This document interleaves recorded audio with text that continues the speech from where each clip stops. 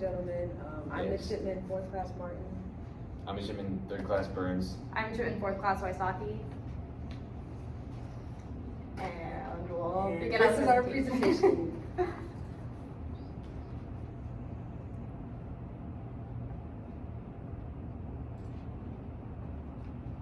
So the first historical figure we're going to talk about today is Lieutenant General Victor H. Krulak. He was born January 7, 1913 in Denver, Colorado. He joined the Naval Academy when he was only 16 years old, and during his time there, he earned the nickname Brute for his small frame, and he would later graduate in 1934. Some of the things he accomplished during his Marine Corps career was he commanded the 2nd Parachute Battalion as a major. He was awarded the Navy Cross and Purple Heart.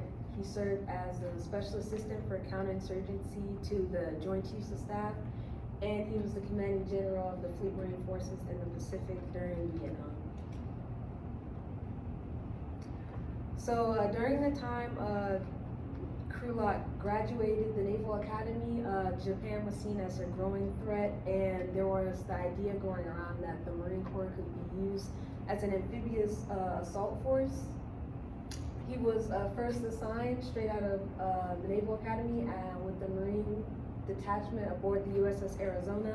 He was then assigned back to the Naval Academy as a teacher.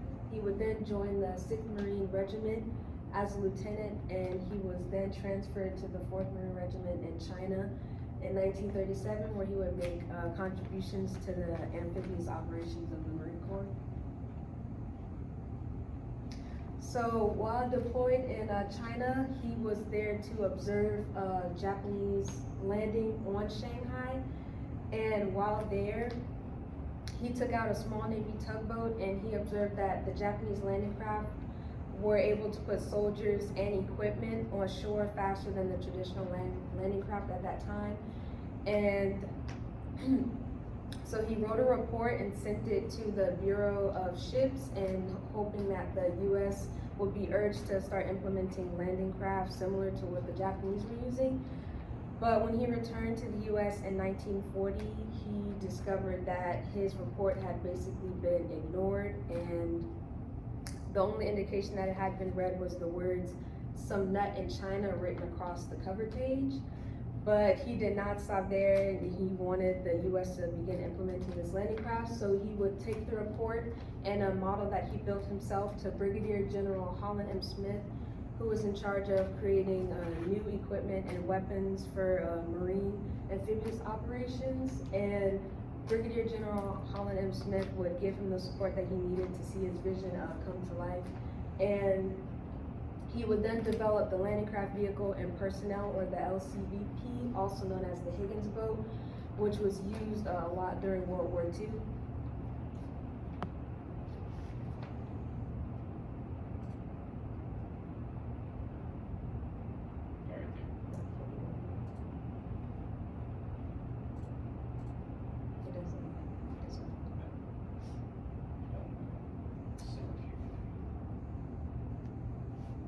Don't know how to use this now in this costume, but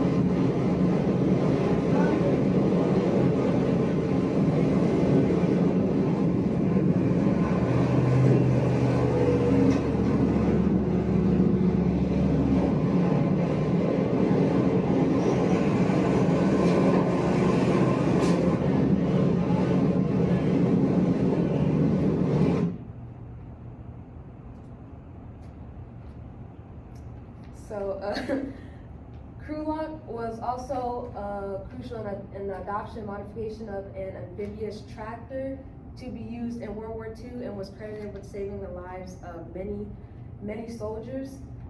He also served as a paramarine in Villa La Vella, Choiseul, and Bougainville. He originally was not supposed to serve as a paramarine, but he decided that he didn't want to sit on the sidelines as an aide to Brigadier General Holland M. Smith, but he wanted to be in the fight, and so he volunteered for parachute training, which was just newly being taught to the Marines. And that is where he would be awarded his Naval Cross and Purple Heart for heroism and leadership. His unit actually did not jump, but they were mainly, their main job was to create diversions to distract the Japanese from their larger, more vulnerable landing forces.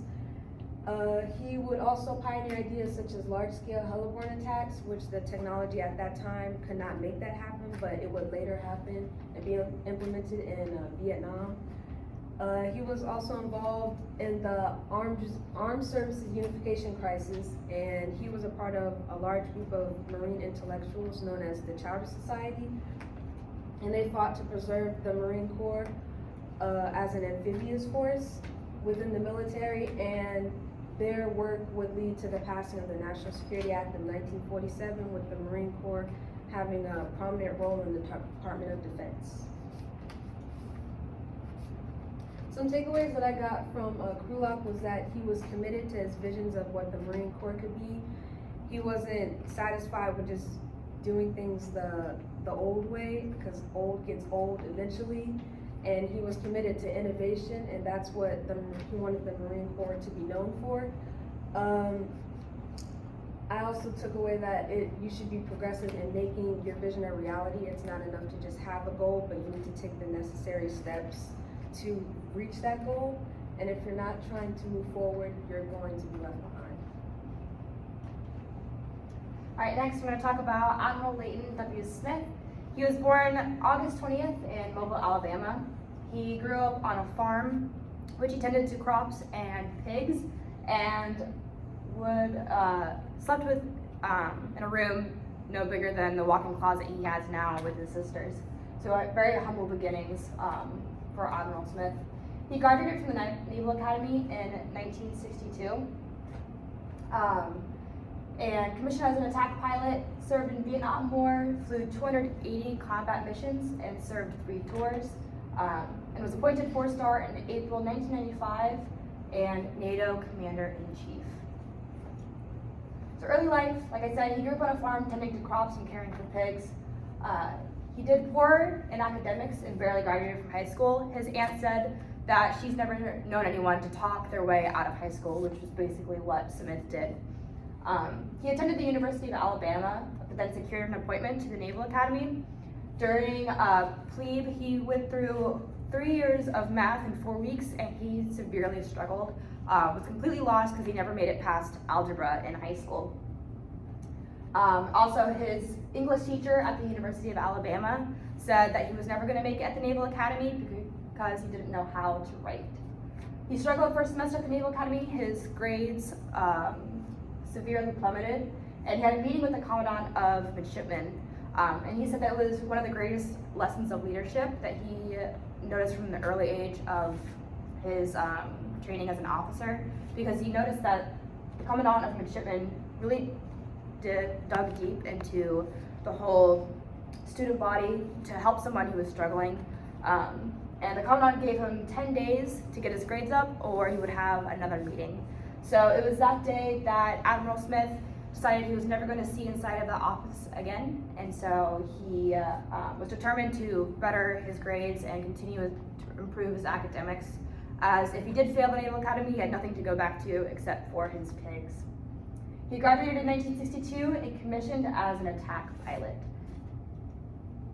So he fought in the Vietnam War as an attack pilot. He flew carrier-based A-7 Corsair to light attack aircraft. Again, he flew 280 combat missions, logged over 4,200 flying hours, and accumulated over 1,000 carrier-arrested landings. He served 3 tours, held command on the USS Kalamazoo and aircraft carrier USS America, which I have here, the A-7 Corsair light attack, the Kalamazoo, and the USS America. And overall, he served 34 years and retired in 1996. So some honorable mentions. He was appointed to a 4-star rank in April of 1994. He became the Commander-in-Chief of the United States Naval Forces Europe, and concurrently was the NATO Commander-in-Chief. One of the biggest things he's known for is the Operation Deliberate Force. As NATO Commander-in-Chief, he led it for the Bosnia attack. So he the Operation Deliberate Force was one of the most politically complex air operations in American history. So Smith, he allowed his air commander to deploy all of the weapons that was deemed necessary to defend safe havens and also punish aggressors that attacked safe havens. So he continued to protect and defend, but it was Ambassador Holbrooke who told Smith that he should continue to release the Tomahawk missiles, which he's found to be very successful, and continue hitting targets that he'd already hit. Smith disagreed with this because he thought, why am I going to continue to hit targets when they've already been hit? And from his past, from the Vietnam War, he found that it was needed to be honest and held to his principles of why he thought that was wrong to continue on with that mission. So Admiral Smith was a very principled man and held a high standard of integrity. So during his tours, or 3 tours as an officer, an intelligence officer wanted to lie in a report that Smith had actually hit targets, but Admiral Smith said he didn't hit the targets and he was not going to lie in a report. The intelligence officer persisted, but Admiral Smith said, don't put my name on the report. That's not right, and I will not allow my name to be on something that's falsified. Also, Smith's promotion after he's commander-in-chief ended after his disagreement with Holbrooke, so he put his career on the line. The fact that he couldn't promote and pursue more leadership because of the fact that he disagreed with Ambassador Holbrooke. So that just shows that he held to his principles and was an officer in support of his men, not for the title and the political side of it. And out of this quote, I can bring the conditions in which peace can be established, but I cannot bring peace to this country. I just wanted to show what kind of man Admiral Smith was. That he was very humble, very principled, and held to his humble beginnings as an officer.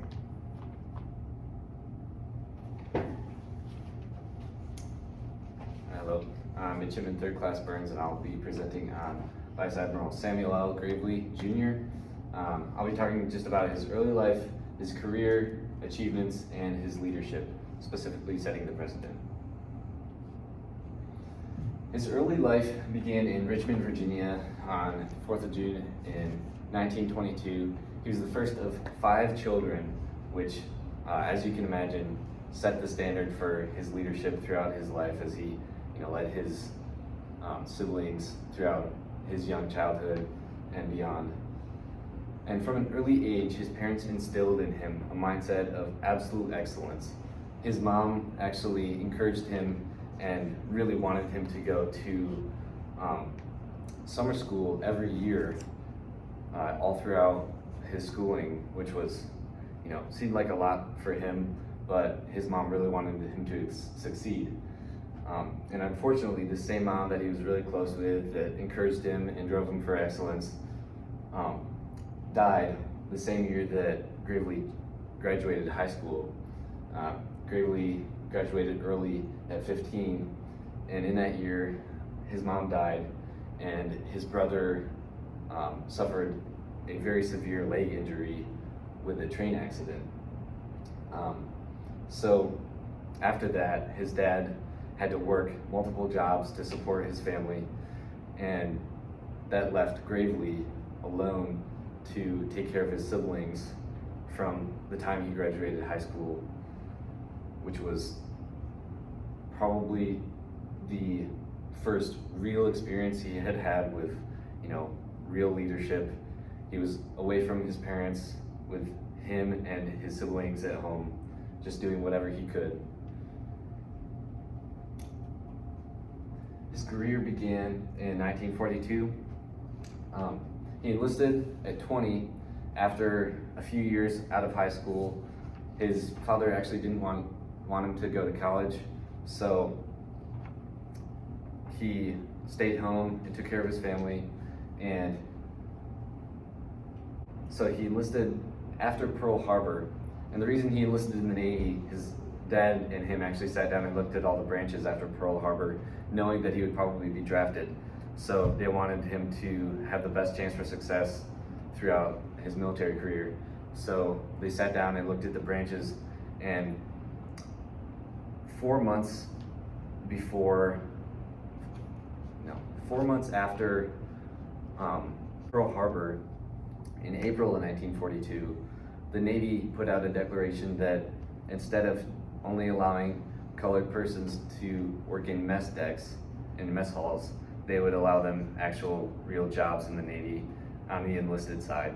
And there were obviously no commissioned colored officers at that time yet. But a couple of years later, there was an incredible opportunity for Gravely through the V-12 program, which was a program designed to take enlisted officers and make them commissioned officers. And he was one of only 3 people out of 120 people that all took the test to go through the V-12 program to actually pass the test and go on to their training. And he was commissioned in December 1944. After his commissioning, he was thrown around on shore duty, and he didn't actually get to serve on a ship for a while. But when he did serve on a ship, he found out pretty soon after that he couldn't really advance because of inherent racism in the Navy. So he actually resigned after his first ship tour. After that, he accepted an invitation from the Navy to come back, and he spent 31 more years in the Navy. Okay, serving in World War II. Okay, sorry. Some of his achievements are pretty amazing. He served in World War II, Korean War, and Vietnam conflict. He was the first African American to command a U.S. Navy ship, the first African American to command an American ship under combat conditions since the Civil War. That was actually Robert Smalls. You should look him up, he's pretty cool. He was the first African American to command a major Navy naval warship, and he was the first African American at every single rank from lieutenant all the way up to vice admiral, which is pretty incredible. He received the Legion of Merit, the Bronze Star, the Meritorious Service Medal, and the Navy Commendation Medal. So some notes about Gravely's leadership is he set the precedent from an early age, right even before he graduated high school and all throughout his naval career. One of the things that I was reading had 10 important themes for his success in leadership. I'm not gonna explain them all to you because that'd just be exhausting, but the themes definitely had a focus on care for his people. He would actually even pay for entire parties for camaraderie between the officers, and sometimes even senior enlisted officers. And a prominent quote that I really loved from him was, "I was sure that I could not afford to fail. I thought that would affect other members of my race if I failed anywhere along the line. I was always conscious of that. I tried to set a record of perfect conduct ashore and at sea." And I think if all naval officers tried to set a record of perfect conduct ashore and at sea, we would have an absolutely unstoppable Navy. His advancement alone definitely spoke for all of his ability as a leader. I mean, just look at all of his career and achievements, being the first at every rank from lieutenant to vice admiral, and it's pretty obvious that he was a pretty great leader.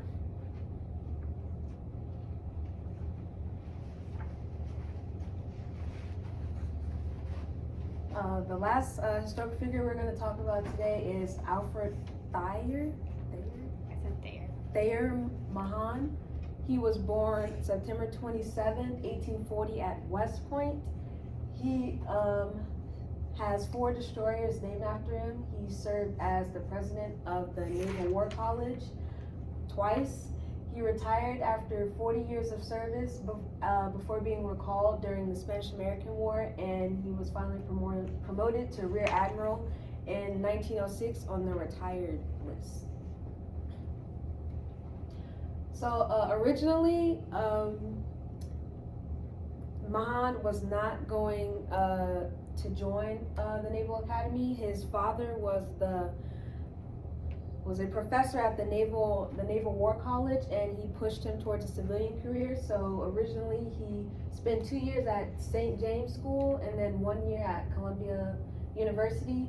Eventually he would get aid from the Secretary of War Jefferson Davis and President Charles, King of Columbia, and they would be instrumental in him getting his appointment to the Naval Academy in 1856, and he would graduate 3 years later as second in his class.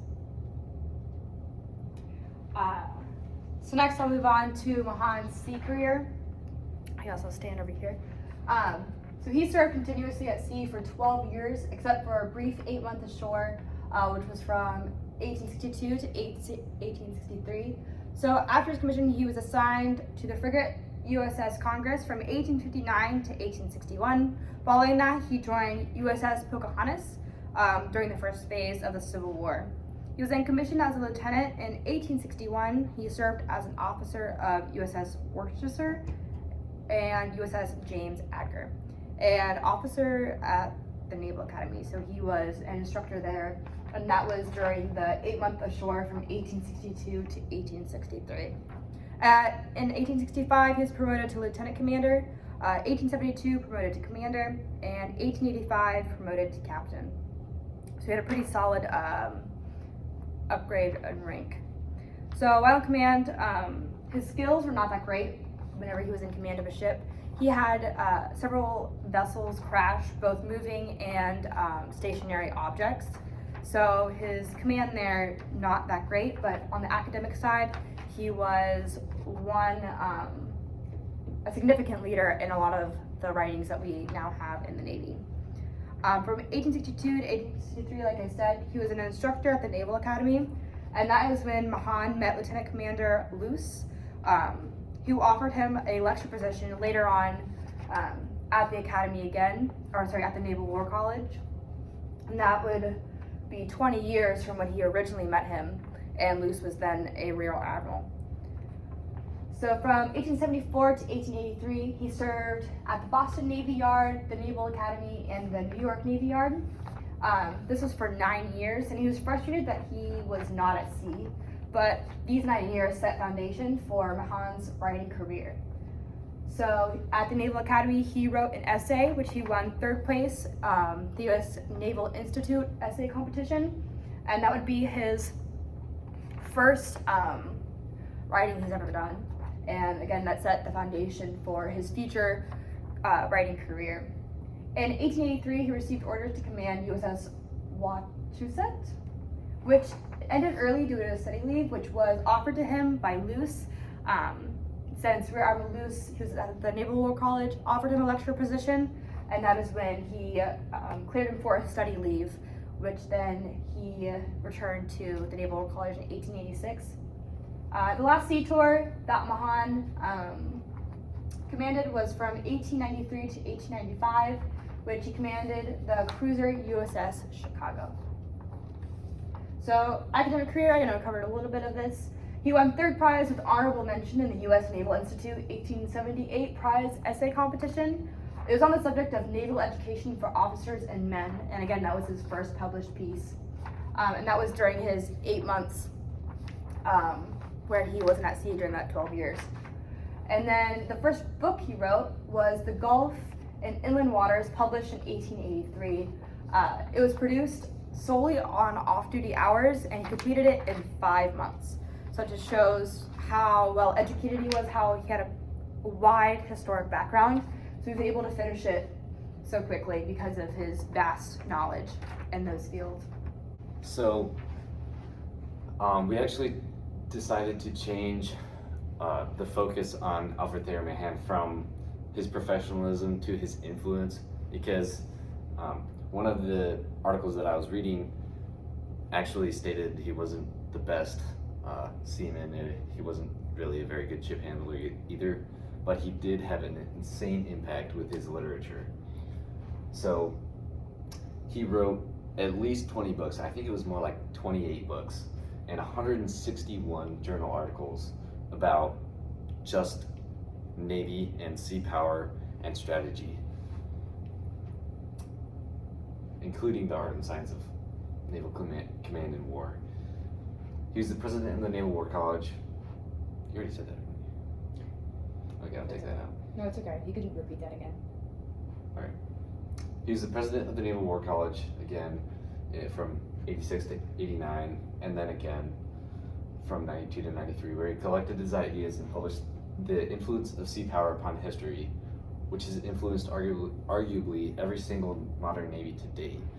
He had a couple books after this one, just adding more to his thoughts all throughout history. And these books have influenced prominent navies like, obviously, the US, British Navy, even the German Navy has taken serious consideration on all of the books that he's written. This just shows the broad range of amazing influence that his literature had throughout history and throughout the prominent world navies. And this concludes our presentation. Does anybody have any questions? And then we'll move on to our Kahoot.